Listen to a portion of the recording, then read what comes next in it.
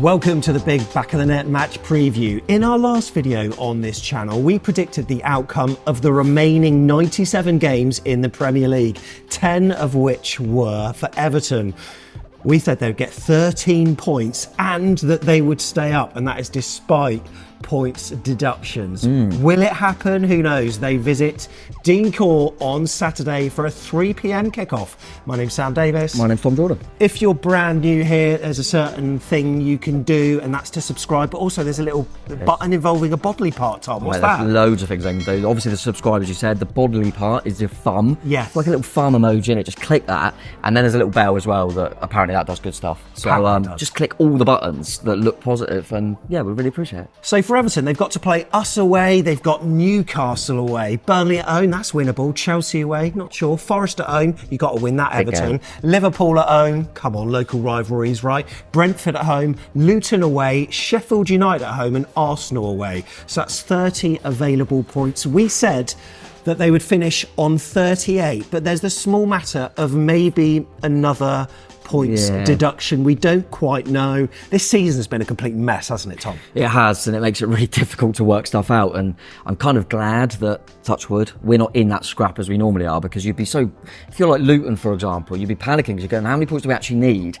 But yeah, I mean, at the moment, obviously they had a deduction, then they got a few back, and then they might have another one, who knows? But from an Everton perspective, I think I look at them fixtures and go, ooh, that's not bad, especially with some of the winnable ones being at Goodison.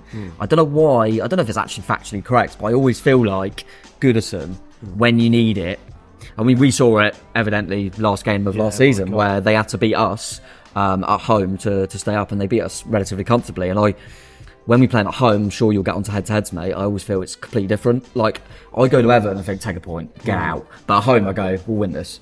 Yeah, so at their place earlier in the season, it wasn't particularly good, but can you remember the last time we played them in the league at Dean Court? Here's a little reminder for you.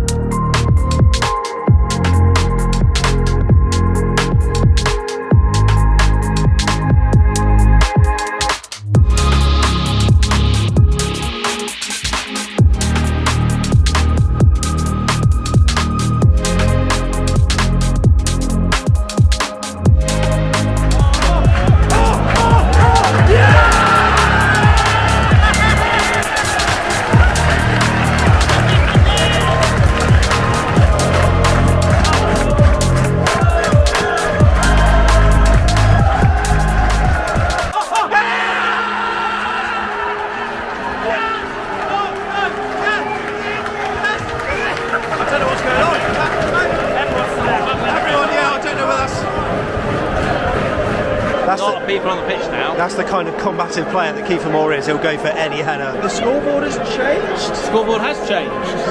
Is that okay? I think we got 2-0. We've got a head injury, maybe. Let's go. Nice. That is putting on. That's it.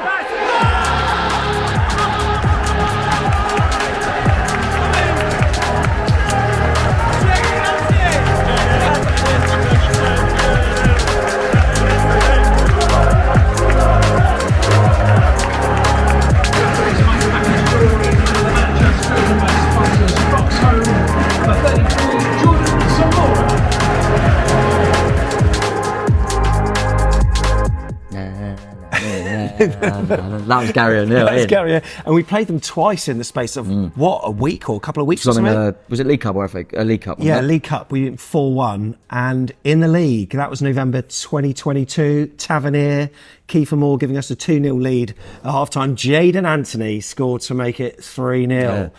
And that meant the Cherries still remain unbeaten at home against the Toffees. Now, we've won at their place, haven't we? But it was during lockdown, on the last day of the season, where it didn't mean a thing. Well, it kind of did, but weirdly that we beat them and got relegated. Well, yeah. Because we were relied on other results, weren't we? But we did get the win there. That was the only time we won there. So I always say it, that the only time we've ever done something good at Goodison, we got relegated. So we've never left Goodison happy. Yeah. But they've never left our place happy. Exactly. And weirdly, despite a lot of wins in there, my favourite was that 3-3 draw. What a good Was game it that Barkley was. scored at the end for them, and then they were on the pitch? Yeah. And then Stanislas, wasn't it? Who's got Stanislas' record against Everton. Ross Barkley knows what it's like to score 3 goals for a team at Dean Court and still be disappointed. Not for the first time, Ross, eh? Right, we'll come on to our head-to-head shortly, but you may have noticed we're in a different location this week. Can you guess where it is yet? We're at the Queen's Park, the QP. It's the home of AFC Bournemouth fans on match day. And this place, mate, is synonymous with the Cherries. I mean, this place has been around here for absolutely years. And Cherries fans flock here on a match day. And you've been in... And look at this, mate. Bit of Cruz Campo in there now as well. I like Cruz Campo. It's on the doorstep as well, isn't it? Mate, you can get a pint on a match day for less than £4. And also, they do match day food as well. So, like burgers and salad, £3.50.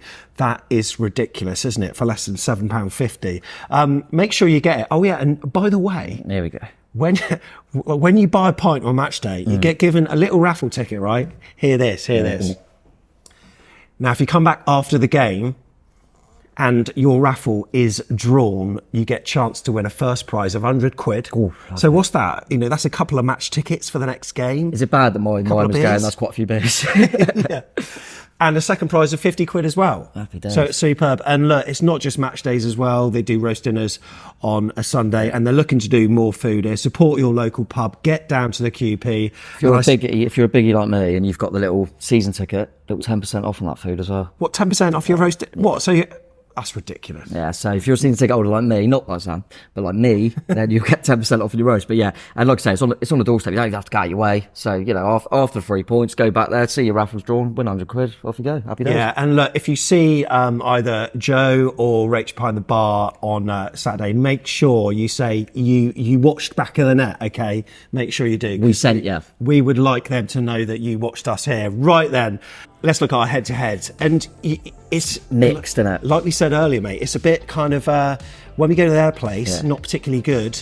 But at home, we've got pretty much an impeccable record against them, haven't we? Yeah, I didn't realise it was that good. But we're playing Sean Dyche. Yeah, our record against Sean Dyche is not very good. I actually thought when I asked you to have a little look at it, it's actually better than I thought. I couldn't remember beating Dyche, but we have beat him on 3 occasions. Yeah, so he's beaten us 8 times. Yeah, we played them 13 times, Sean Dyche as Burnley manager. I remember that one last game of the season at Burnley. Yeah, Callum Wilson last minute. And also I remember a 2-1 win at home. There must have been another one as well. Was that during the FA Cup, actually? Might have been. Yeah, that's true. Sam Surridge. Yeah. So that sounds like the 3, like you say, because I think obviously he's been elsewhere when he was younger, like Watford, but I don't think we ever come like cross paths. Nah. So yeah, it's obviously Burnley and then more recently Everton, and we've lost both times we played as Everton side, haven't we? But yeah, Dyche's got a decent record against us because we're always reminded, because obviously we had Eddie Howe for a lot of time and he left Burnley, but against Everton it's good at home. So it is one that, without looking at the head-to-head, I did feel like against Everton at home, we're a lot stronger than we are at Goodison. Yeah, so in all our home league games, Bournemouth won 4, drawn 2, haven't lost in all competitions. Bournemouth won 6, drawn 2, lost 10. Let's check out the league table then. And Sean Dyche's side sit 2 places above a relegation spot on goal difference, but they do have a game in hand. Of course, there's that threat of another points deduction. Yeah. But when we did our predictor, right? Yeah. The system works it out without points deductions. We said they'd finish on 44 points. Take away that 6, they were on 38. Now, we predicted Luton. Yeah, 30. Would finish 18th, 30. So they could afford another 8-point points deduction after that. If it according to us. Absolutely fine. And we also had, it's the amount of teams as well, because obviously, like we say, Luton went down, obviously you can assume who the bottom 2 are.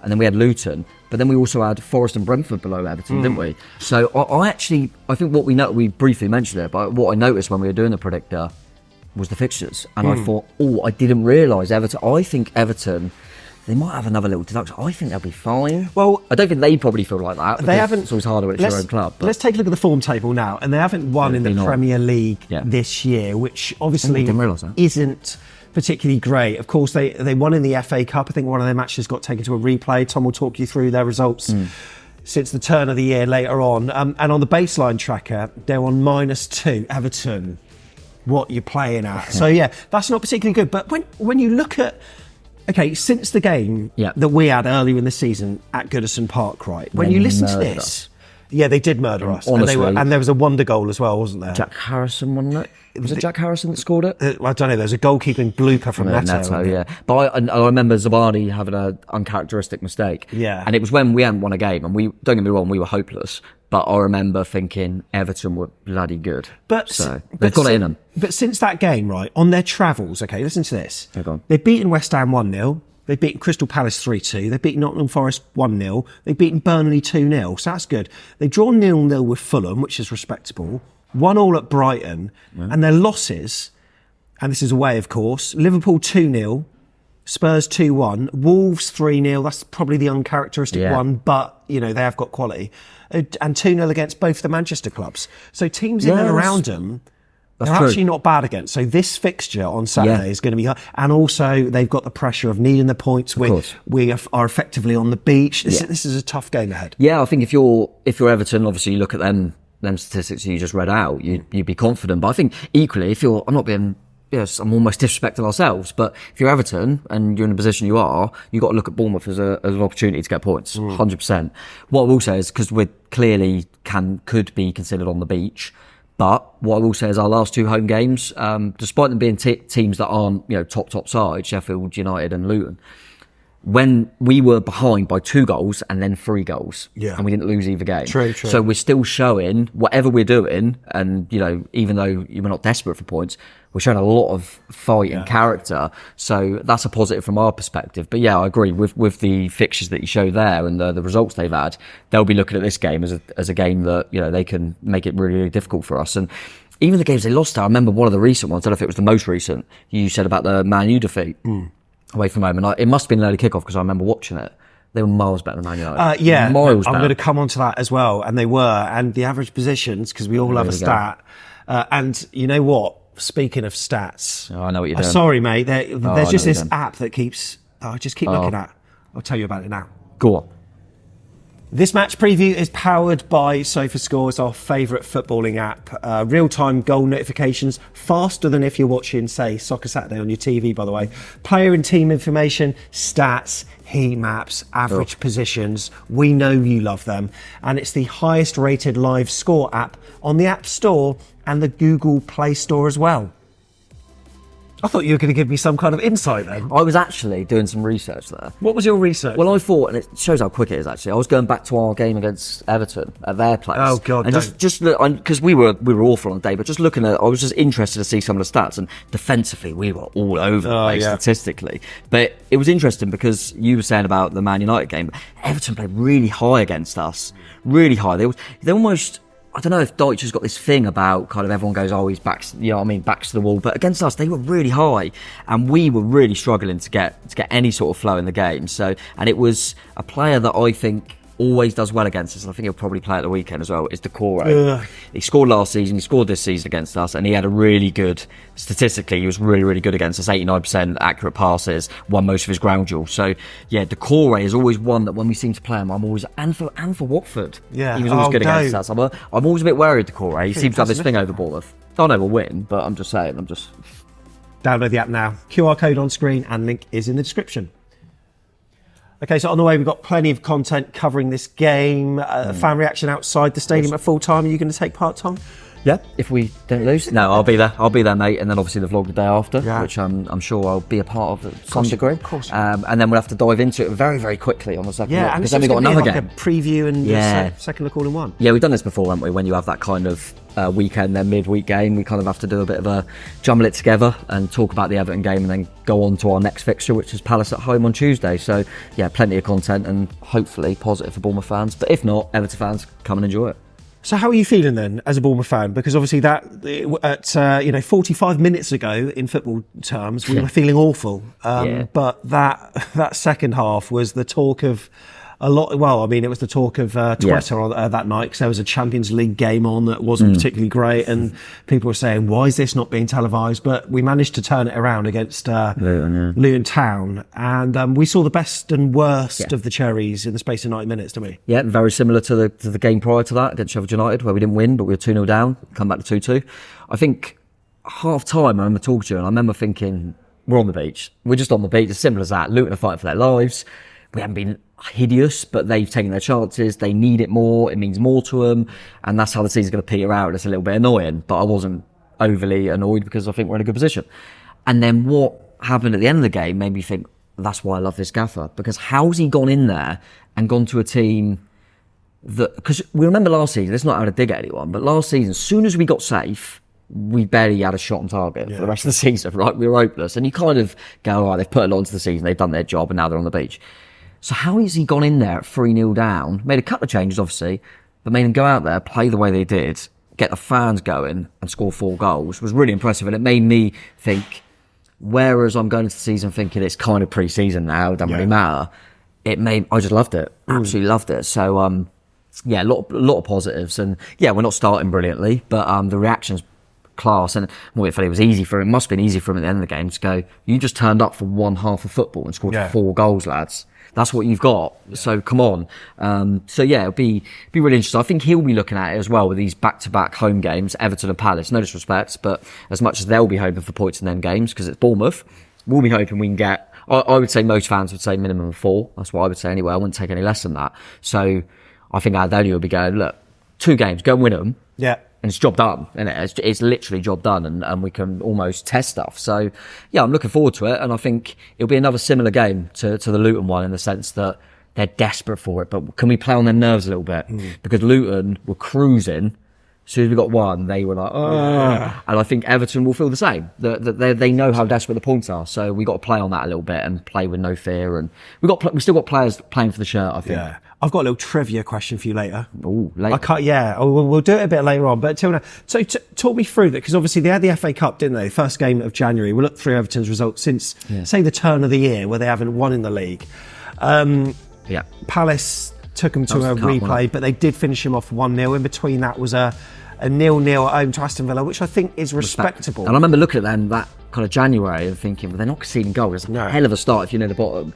They didn't concede a goal in any of them games, did they? A couple of 0-0s. But then they had the next round of the Cup, and then Luton did them at home. Yeah, and I kind of thought, did it matter? I know it's always annoying, we're the same, because you want a bit of a cup run, but both of them teams, I thought, does it really matter? They need to concentrate. So I didn't think there was too much in that. And then they drew 0-0 again at Fulham, and again, it's that same story of, right, they're solid, but they just, I mean, Calvert-Lewin's not having a good time, and you think they're not scoring the goals. Then they finally plug in, get a couple of goals. Yeah. Tottenham. But then they can see, but that is Tottenham. Yeah. I do, so you can't read too much into that.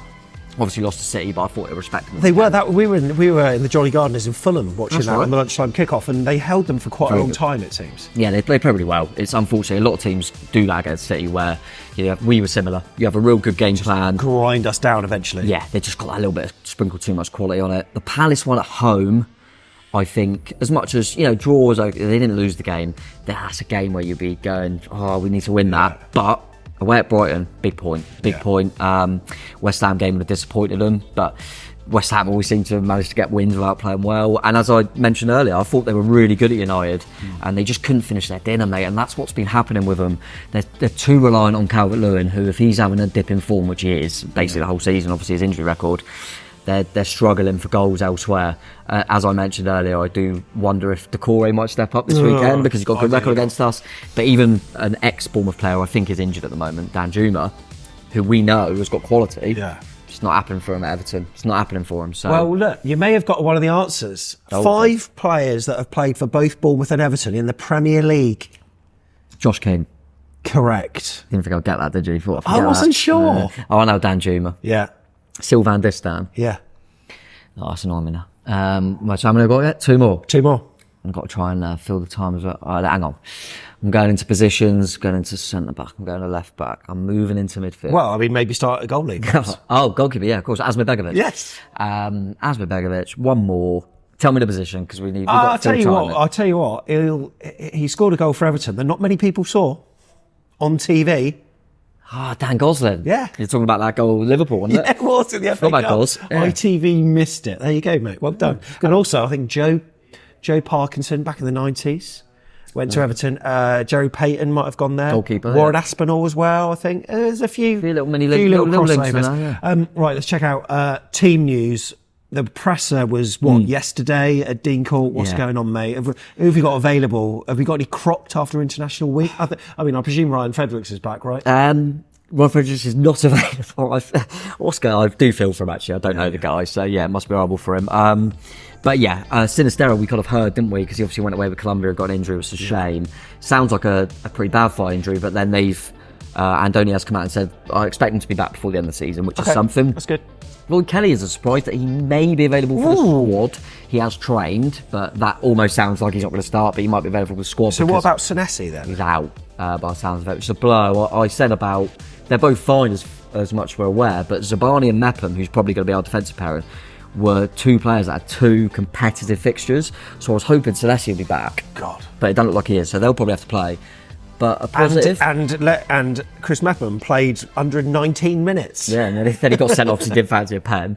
And Zabani obviously played 2 full games as well.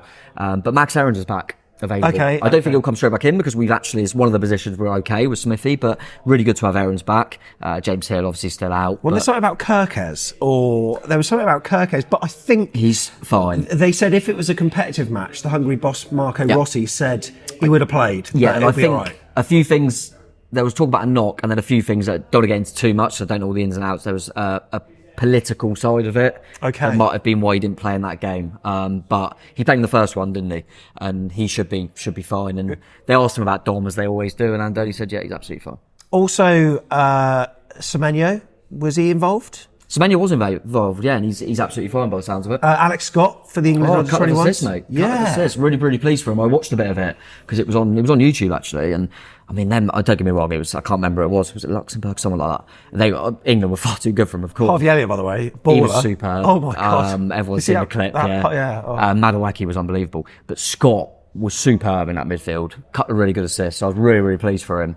And that's really positive for him to get minutes in there, and he come through it okay, which is good. I'm trying to think. Dango Ouattara played a bit, done fine. Oh my god. Yeah, so I think everyone was pretty good. I mean, we should have had one in the England squad, but we didn't. Yeah. What about for Everton though? I think Unai played as well, by the way. Pardon? I think Unai had some minutes as well for Turkey. Yeah. What about for Everton?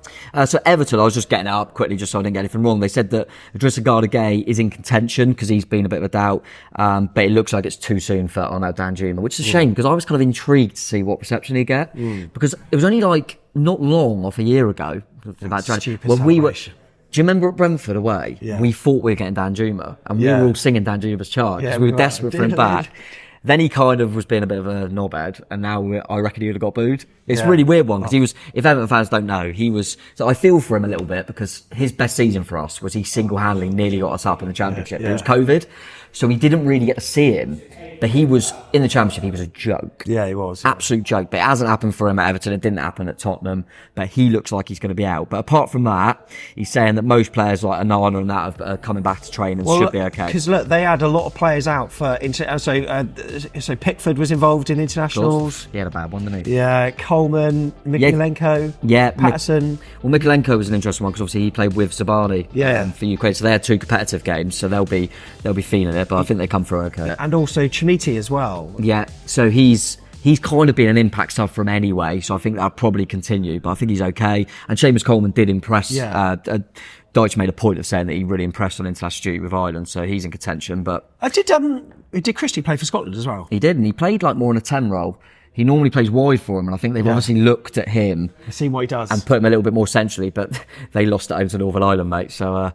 Yeah, it wasn't great for them. So yeah, and obviously we had a few others, but we haven't mentioned obviously Brooks and Kiefer because they're out on loan. But they both played a part. And Kiefer did score his penalty. Did you see his penalty? Yeah, I did. Yeah. Was it a good pen or was it lucky? Charlie Daniels against West Brom. Yeah, barring in. But unfortunately for the Welsh, they will not be in Berlin. It's a real shame for them. But they can support Slovenia, Denmark, and that now if they want. Do you want to know who the referee is? It's Sam Barrett. Is that good? We had a player called Aaron Barrett once. Yeah, we did. No, Sam Barrett, and we had him against.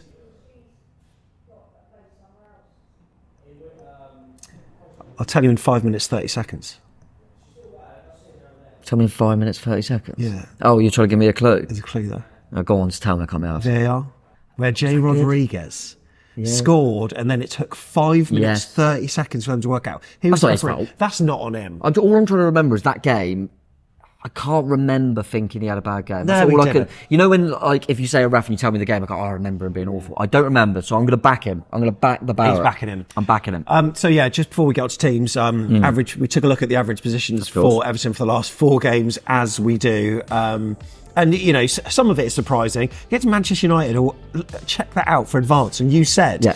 But Man United went 2-0 up relatively early, Yes. before like 30 minutes. I think they scored one on like 16, another on 30 or something. So They can sit a little bit. Everton sort of chased the game somewhat. What I will say is I think that I think Dyche deserves more credit in the sense that he is known for this kind of pragmatic. I think they're quite progressive. I think they squeeze you up the pitch more than people realise. But look at Brighton away, where it was 0-0 Yes. for a lot of the game. I think they then scored like towards the 70th minute or so.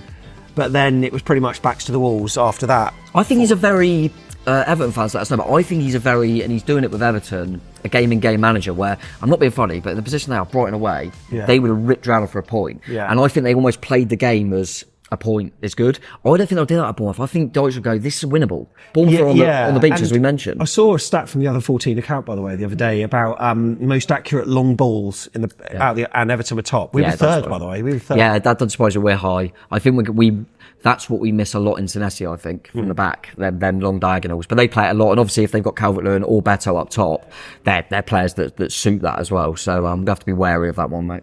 Right then, here's your 1 minute teams then. Tom's going to talk through Bournemouth in a minute. This is what's going to happen. Maybe, who knows?